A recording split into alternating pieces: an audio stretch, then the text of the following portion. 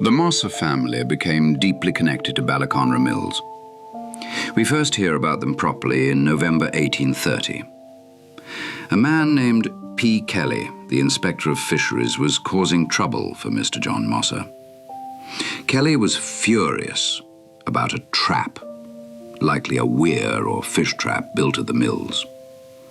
He claimed it did more injury done to the fishery of the Nore at Ballyconra Mills than at all the other mills on the river put together, because it killed young fish, fry.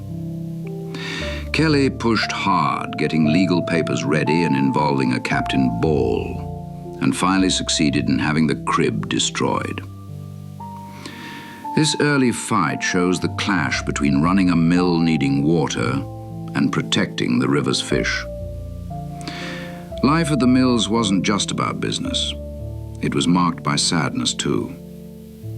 In August 1838, Jane Mosser, the widow of a Mr. Thomas Max, died at the home of Mr. John Moss at Ballyconra Mills. She was 68 and was buried in Athenagh. Tragedy struck again just 2 years later, in August 1840. A newspaper reported a most melancholy accident. John Mosser's 6-year-old son, George, his second son, drowned at Ballyconra Mills. The little boy fell into the watercourse coming back from the fields. People raised the alarm immediately, but he was gone before they could find him, leaving the numerous family into the deepest sorrow. George was also buried in Athenagh. More grief followed in March 1847 when Charlotte Mosser, John Mosser's 5th daughter, died far too young at just 16 years old in Clifton. These losses show how tough life was, even for a family running a big mill. And George's death right by the mill water reminds us these places could be dangerous, especially for children.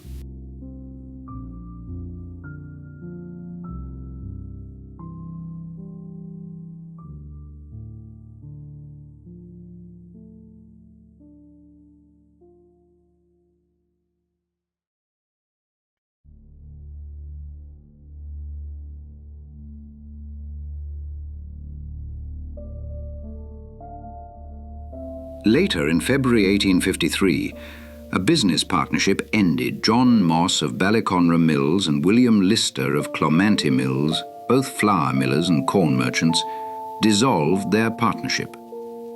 They agreed that each would handle his own debts at his own mill, Moss at Ballyconra and Lister at Clomanty. Sadly, John Moss himself died suddenly just a year and a half later, in October 1854, right at Ballyconra Mills. He was 60 years old and died of apoplexy, likely a stroke. His obituary said he was universally and deservedly regretted, praising his great and unbounded kindness to his numerous dependents, and calling his loss irreparable. Before this, in 1851, there was a big court case called Butler versus Moss about who actually owned the land the mills sat on. The heirs of Colonel Butler or Lord Mountgarrett, who John Moss had been paying rent to. The court found in favor of Moss, but said the decision could be overturned if a higher court found an error.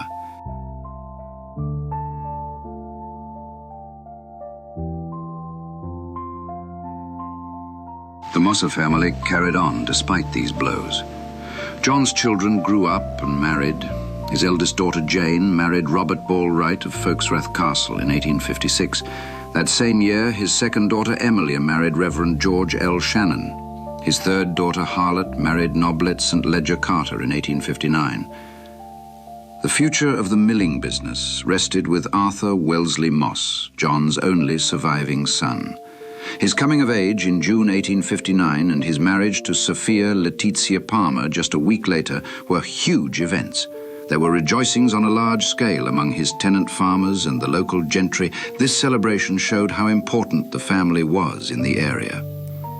Arthur Wellesley Moss became even more established when he was sworn in as a magistrate for Kilkenny in September 1860. This role as a justice of the peace, combined with the respect his father earned, gave the family real social standing and authority, which would have helped run the business and deal with disputes. In 1863, there was a legal notice seeking people owed money by or related to a R. William Moss, late of Ballyconra, listing Arthur Wellesley Moss and his sisters Emily, Shannon, Jane, Wright, and Harriet Carter as the people involved, showing they were the heirs. While the Mosses were at Ballyconra, other family members were building a legacy nearby. The milling business at Bennett's Bridge Mills was started by Robert Moss in 1845. Importantly, before starting his own mill, Robert Moss had been with his uncle at Ballyconra Mills. This shows how knowledge and skills were passed down within the family. Robert died in 1860, and his son, John Moss, took over running Bennett's Bridge Mills, continuing the family tradition there. Meanwhile, back at Ballyconra, the mid-1800s were incredibly hard for Ireland, especially during the Great Famine, 1845 to 1849. As a major place making flour, Ballyconra Mills became a target. In November 1846, 2 loads of flour belonging to Mr. John Moss were stolen at Clonard, near Maryborough. Just a month later, in December 1846, 2 sacks of flour owned by a Mr. Edge were plundered at Feroda while being transported from Ballyconra Mills near Ballyragget. This was part of widespread chaos, including an attack near Ballyragget, where a mob of about 300 people overpowered a police escort and stole a load of flour from Clemente Mills. Livestock killings were common too, with upwards of 30 sheep taken around Ballyragget that same month. Newspapers, reporting on the state of the country, described people gathering to take bread out of several shops and saying that they wanted employment. This hunger and desperation made mills like Ballyconra targets. The biggest recorded theft involving Ballyconra happened on December 17, 1847. Flour worth £34 belonging to Mr. Moss was stolen from the carriers taking it to Mount Mellick at Clonsochy. Then, in January 1848, a sack found with Daniel and Thomas Conroy was identified as Mr. Moss property, linking them to another plunder on December 23rd of the previous year.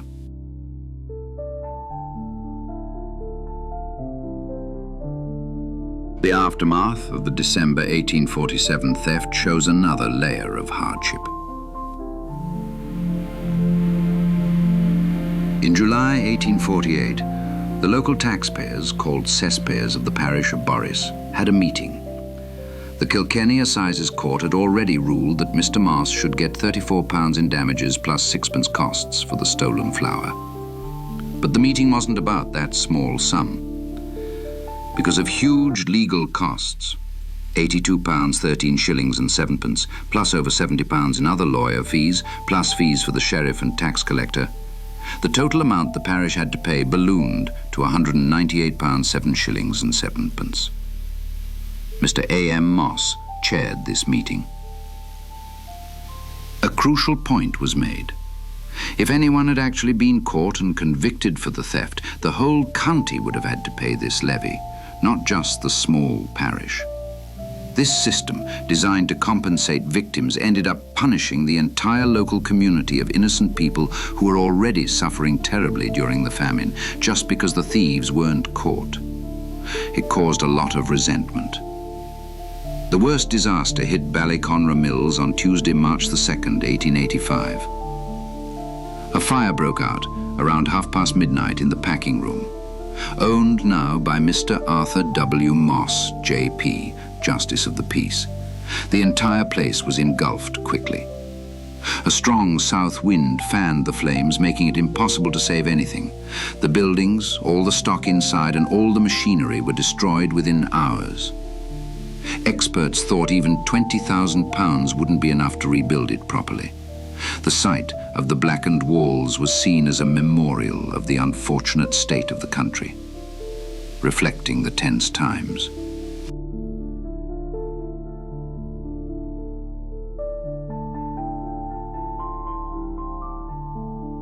Mr. Moss initially told the police sergeant and his trusted manager, Mr. Morton, that he thought the fire was an accident, but he soon became convinced it was deliberate arson. He testified about getting threatening messages he linked directly to the ongoing land war troubles. Back in May 1883, after he grazed cattle on land where tenants had been evicted at Seskia, a very unpopular act during the land war, he got a threatening letter.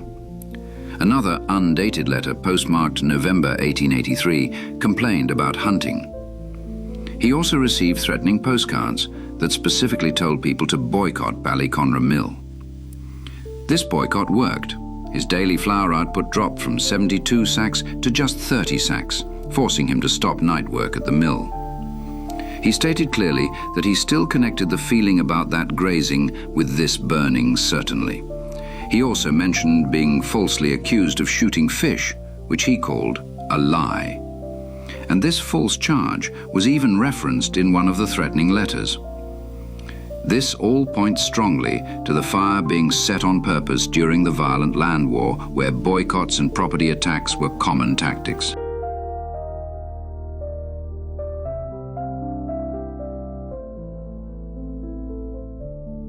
An investigation looked into whether someone broke in.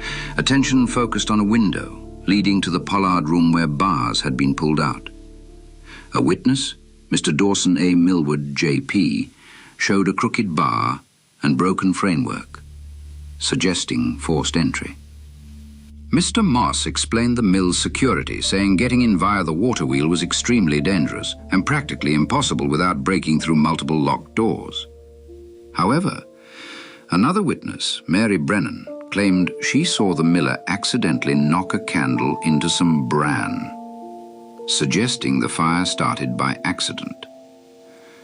But under questioning, her character was attacked. It was said she had sued someone else for assault and slander. Mr. Moss desperately needed money. His insurance company would only pay for accidents, not arson. If he couldn't prove the fire was malicious, they wouldn't pay and would cancel his policy. So he asked the local taxpayers, the cesspayers, for compensation, called a presentment of £10,000. He argued that if it was arson, the insurance wouldn't pay and the cost would fall unfairly on innocent ratepayers. The lawyer arguing against him, Mr. Hartford, fought back hard. He pointed out that Moss, his manager, and the police had all first said the fire was accidental. He mocked the forced entry evidence, saying, "Could not hang a dog on the evidence of malice produced today," and insisted no proof of malice existed.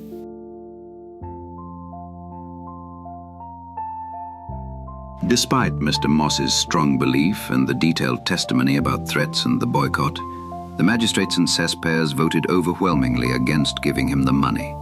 10 votes against, only 1 for. Asking for £10,000 from a parish only valued at £25,000 was a huge burden. This fight over the money reveals the messy situation: private insurance, public liability through local taxes, and arguing over what counted as a malicious act during a time of intense social conflict. The local community's refusal to pay likely meant the end for Ballyconra Mills as a major Mossy operation. An auction notice for the mills appeared in September 1885. By 1891, Ballyconra was called the Old Homestead of Miss Mabel E. Cahill, and her brother, Major John Nugent Cahill, was the new lord of the manor, strongly suggesting the Mossy family had left. While Ballyconra was lost, the Mossy family's milling story didn't end. Their success continued powerfully at Bennettsbridge Mills. After Robert Mossy founded it in 1845 and his son John took over in 1860, the real star was William H. Mossy. He was the youngest son of John Mossy, Bennettsbridge. William started helping at the mill in 1870 and took full charge in 1880 after his brother died in 1879. William made a massive change.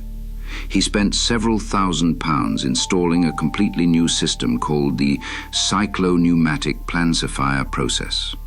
This made Bennettsbridge Mills the first of its kind in Ireland to be so equipped, and one of the most advanced mills in the whole United Kingdom at the time.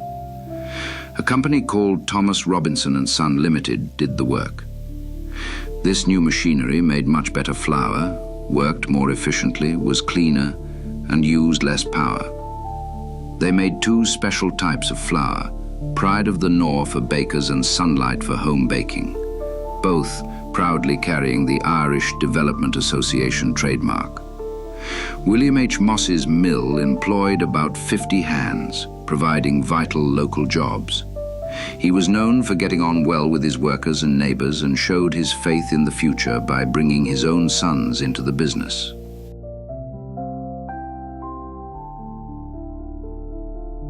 This contrast is striking.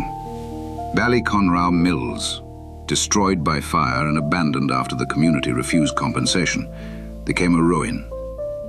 Meanwhile, Bennettsbridge Mills, under William H. Moss's leadership and his big investment in new technology, thrived. A 1910 article celebrating Bennettsbridge pointed out the melancholy history of the decay of so many of our thriving manufactures, especially the milling trade, which left Ireland studded with roofless and dilapidated structures. It noted only a comparatively few mills escaped this general wreckage.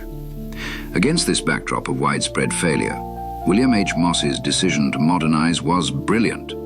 It allowed Bennettsbridge not just to survive, but to succeed where so many others closed down, proving that adapting and innovating was key to staying alive in tough times. The Mosse family, through tragedy, conflict, fire, and famine, showed remarkable staying power by shifting their focus and embracing change at Bennettsbridge.